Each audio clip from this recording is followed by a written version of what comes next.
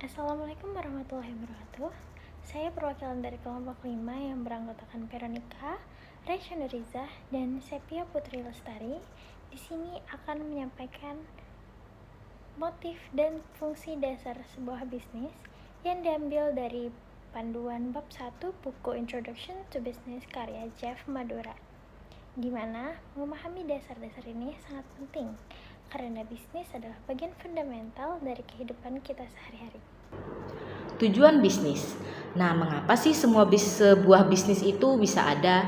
Alasan yang paling mendasar atau yang menjadi motif utama didirikannya sebuah bisnis itu adalah untuk mendapatkan keuntungan. Nah, keuntungan di sini ini bukan hanya sekedar uang lebih, melainkan imbalan bagi pemilik usaha atau pemilik bisnis tersebut, atau resiko yang mereka ambil saat memulai atau menjalankan usaha. Jadi tujuan utama dari adanya bisnis ini adalah memaksimalkan keuntungan sebagai imbalan resiko.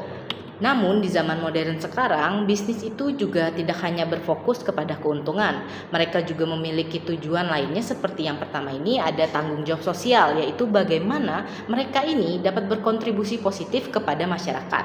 Selain itu, bisnis ini juga bertujuan untuk mencapai keberlanjutan dan menciptakan nilai bagi semua pihak yang terkait. Kita masuk ke slide berikutnya, ada sumber daya bisnis. Nah, untuk mencapai tujuannya, sebuah bisnis ini harus menggunakan berbagai sumber daya. Di sini ada 4 jenis sumber daya utama yang bisa kita kenal dengan faktor produksi. Yang pertama itu ada sumber daya manusia, terdiri dari karyawan, manajer, dan keahlian mereka. Tanpa adanya tenaga kerja, bisnis itu tidak dapat berjalan dengan baik. Oleh karena itu, sumber daya manusia itu menjadi faktor utama yang penting. Kemudian yang kedua ini ada sumber daya alam. Ini terdiri dari bahan baku yang digunakan dalam produksi. Kemudian ketiga ini ada modal yang mencakup uang, aset, peralatan, dan infrastruktur. Kemudian yang terakhir itu ada kewirausahaan, di mana kewirausahaan ini merupakan kemampuan untuk menggabungkan ketiga sumber daya yang di atas tadi secara efektif dan berani mengambil resiko untuk memulai dan menjalankan bisnis. Saya akan menjelaskan materi selanjutnya, yaitu pemangku kepentingan. Pemangku kepentingan atau disebut juga dengan stakeholder adalah individu, kelompok, atau organisasi yang memiliki kepentingan dalam suatu bisnis dan dapat memengaruhi atau dipengaruhi oleh aktivitas, tujuan, dan kebijakan bisnis tersebut.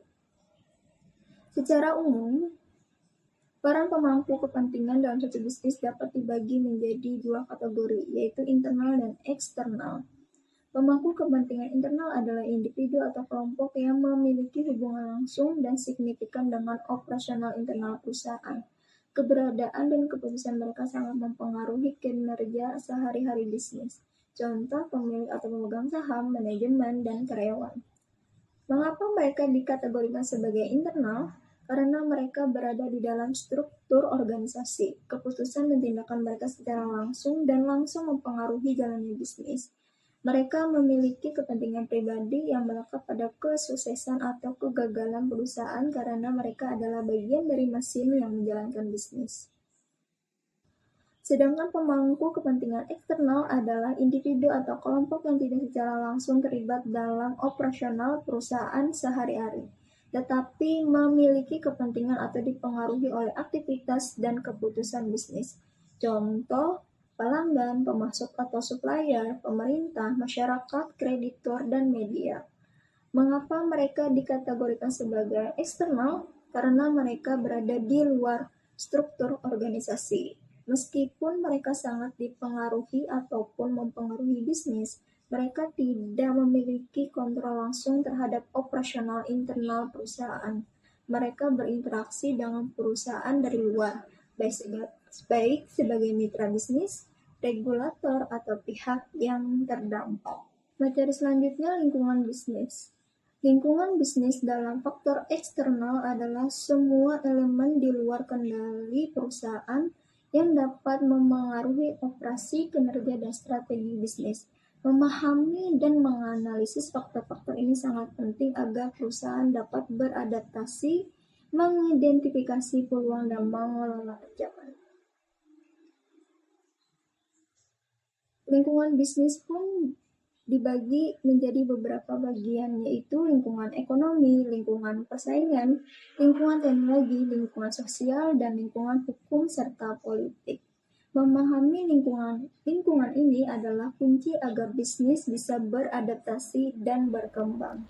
Jenis keputusan bisnis.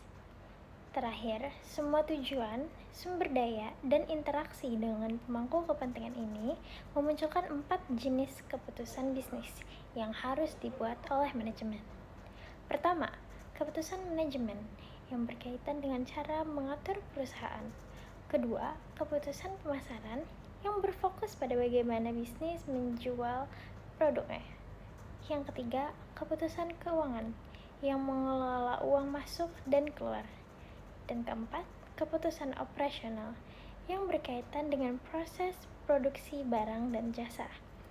Keberhasilan suatu bisnis sangat bergantung pada seberapa baik keputusan-keputusan tersebut diambil. Sebagai penutup, kita bisa menyimpulkan bahwa bisnis adalah organisme yang kompleks dan dinamis. Bisnis tidak hanya tentang mencari keuntungan semata, tetapi juga tentang bagaimana ia berinteraksi dengan dunia di sekitarnya. Semua poin yang kita bahas, mulai dari motif, sumber daya, pemangku kepentingan, lingkungan, hingga jenis-jenis keputusan, adalah bagian yang saling terkait. Motif bisnis juga memberikan alasan mengapa sebuah bisnis tersebut ada, sementara fungsi-fungsi bisnis adalah cara untuk mencapai alasan tersebut. Memahami fondasi-fondasi ini, seperti yang diuraikan pada buku Chef Madura, adalah langkah pertama yang krusial untuk kita bisa menjalankan bisnis dengan sukses dan berkelanjutan. Sekian presentasi dari kelompok 5. Terima kasih.